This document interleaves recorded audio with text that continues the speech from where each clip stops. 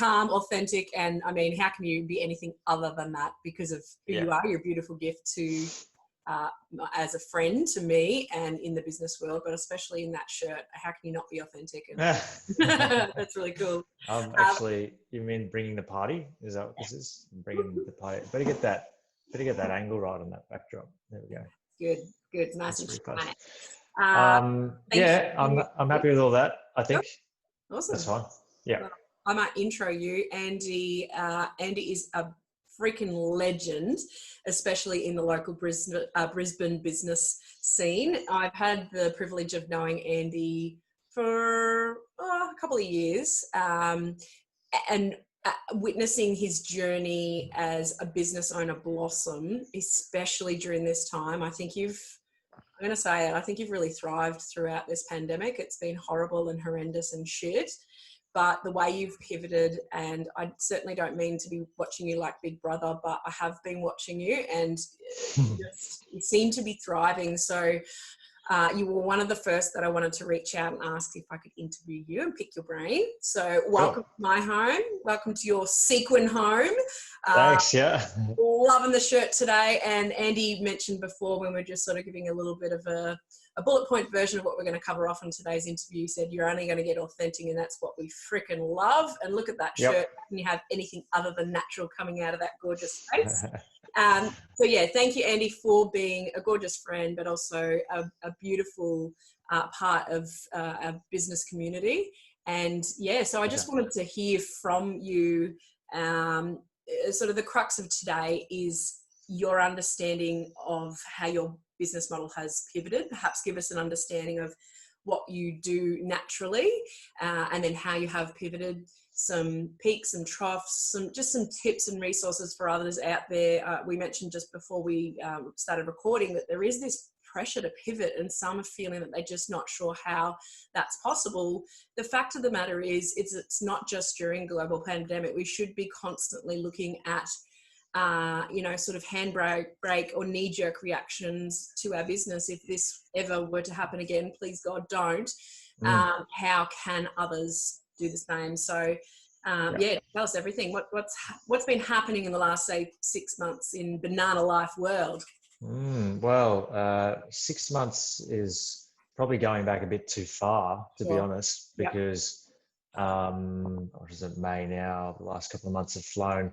I think it sort of started, I guess we were pretty reactive in that I remember the day where I was like reading about everything, and I was like, and then sort of had a team catch up with everyone. We're like, guys, this is really going to affect us. And we're all like, yeah, we'll see. And I'm like, yeah, we'll see. And then the next week was like, everyone's cancelling.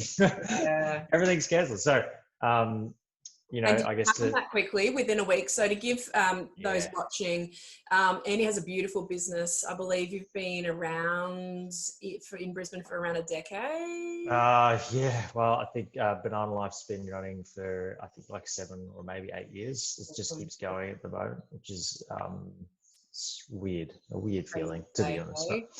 But yeah. But and a beautiful business, BananaLife. They're predominantly in Brisbane, but obviously Australia-wide, and look after a beautiful niche market for corporate team building events. Now, events that were, up until of late, physically, scavenger hunts, beautiful adventure tours throughout Brisbane and wherever else it might be. So physically, those events have been cancelled, and it did happen as short a time frame as in a week.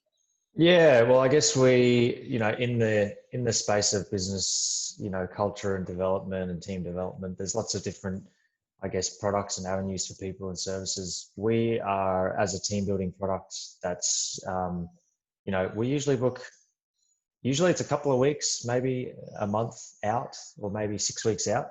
So that's sort of our lead time with events. So suddenly you go from having inquiries sort of dried up, and then we're like, there's no inquiries. And then all of the events which were in the next couple of months have all cancelled or postponed, and everything from now till October is all postponed.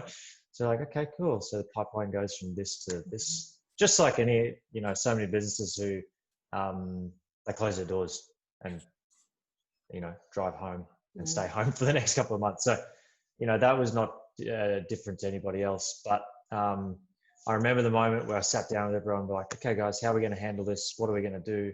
Let's sort of have a look at what everyone else is doing, and then let's do this. But then the beauty was that we had a product ready to go, which is our remote team building product. And we'd been testing that for months. We didn't know there was a pandemic coming. We didn't know that we'd suddenly rely on this one thing. We thought, let's add this product to our toolkit and our offering.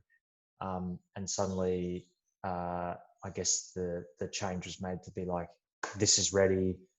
Let's all upskill as quickly as we can and just focus on this very one thing. And a big part of that was getting our comms right and getting everything, you're making it up on the fly, and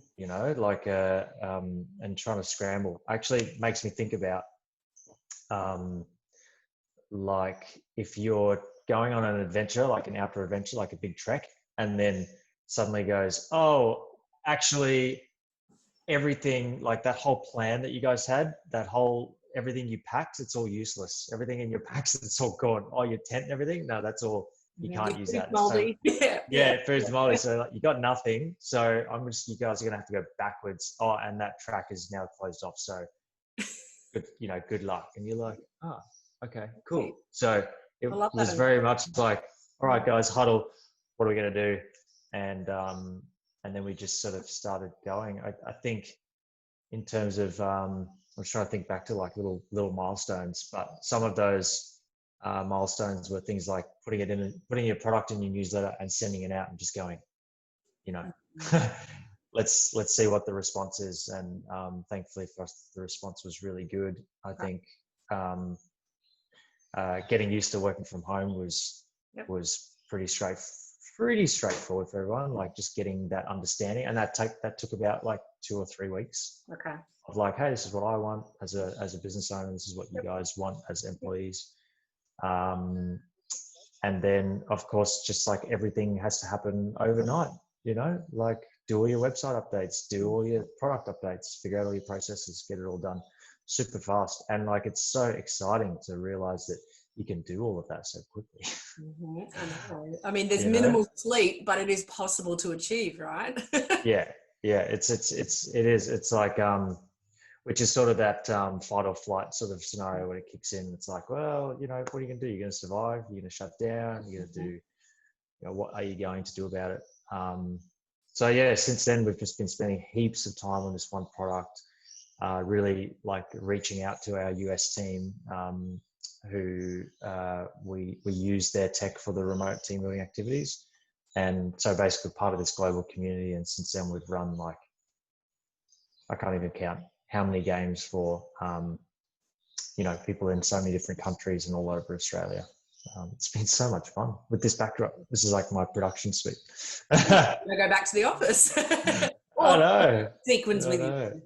Yeah, I will be. I definitely will be. Love it. So you mentioned before, and this is really key for a lot of, certainly a lot of clients that I'm talking with, that there's this fear of, okay, we can pivot, but I'm concerned about it not being perfect. When you were talking about the model or the app or the program that you had that you were working on, but it wasn't ready to launch, did you wait until it was perfect to pitch that, to offer, or did you take it to market and figure out what perfect looked like after you provided that as an offer to clients? Yeah. Well, that whole process was it just went so quickly in a 3-week period, basically. Yep. But the plan was, it was more when is it ready to go to market? Is it ready yet? Is it ready yet? Is it ready yet? And it's let's go. Yep. But the decision was made to send it out to, to educate people, get the comms out there, because, and we actually decided not to send a big COVID-19 email out to everyone because everybody's email said the same thing. I didn't even know. Yeah.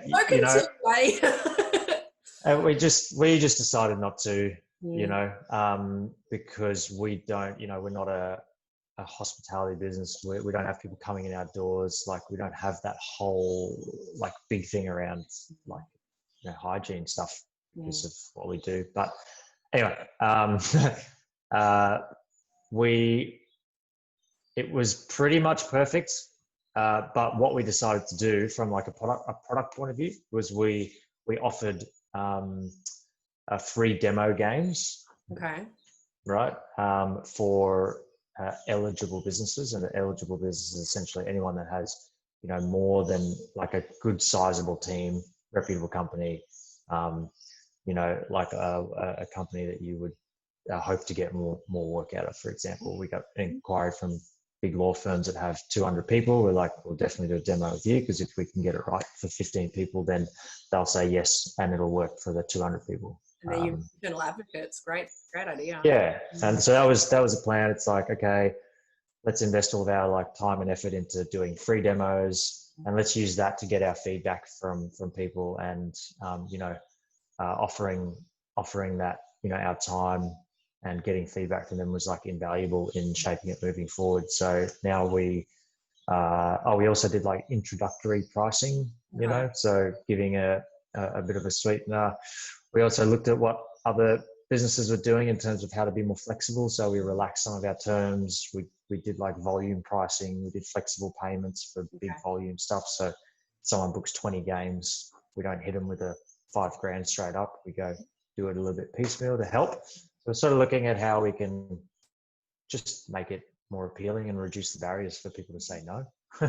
What do you think you'll keep after you go back to the new normal? I mean, we've always been pretty daring, but I think I'll keep the, I think the biggest thing that I've sort of learned is that you can fail, and like, it's totally okay. Yes. I've always been quite a perfectionist, and especially when it came to business, you know, services, because there's a lot of reputation and a lot of, you know, trust and integrity on the line when you're dealing with big brands. And I just sort of thought, hey, well, we've got this product. It's not perfect yet, but you are absolutely going to love it. So let's throw it out there and see what you guys think. And then, you know, there's one big tech company that I demoed it for, and haven't returned my email since. So I guess they didn't have a good experience, you know, but it's okay. I think that's happened twice. And I'm like, you know, follow up email, no response. I'm like, okay, cool. Maybe it wasn't for them. Maybe it was something. I'm okay with that. Maybe it's something with them. Maybe they're busy. Maybe they're dealing with their own sinking ship. You never know. Right, totally. But the big thing was, you know, and especially, you know, going back to terms around pivoting, it's like, get your idea right, test it, iterate, and if it fails, then park it, move on to the next thing. So yeah, probably keep that process with the guys, with the team. That's like, hey, move on with that. Let's do this now. Yeah, which is cool, because I think often you can get really caught up in like projects that are either time wasting or just aren't that important. You know. I love it. Yeah. Well, not only does it sound as though your business itself has pivoted, it sounds as though you've had some giant aha moments yourself as a business owner too. Some real realizing. That's really cool. Yeah, definitely. Good. Definitely. Well, thank you, Andy. We'll keep it short and sweet for today. I truly appreciate your time. And pleasure. I know that somebody will absolutely resonate with what you've mentioned there. So thank you for shedding some light on how you've pivoted throughout this time. Thank you. No worries. Thanks heaps.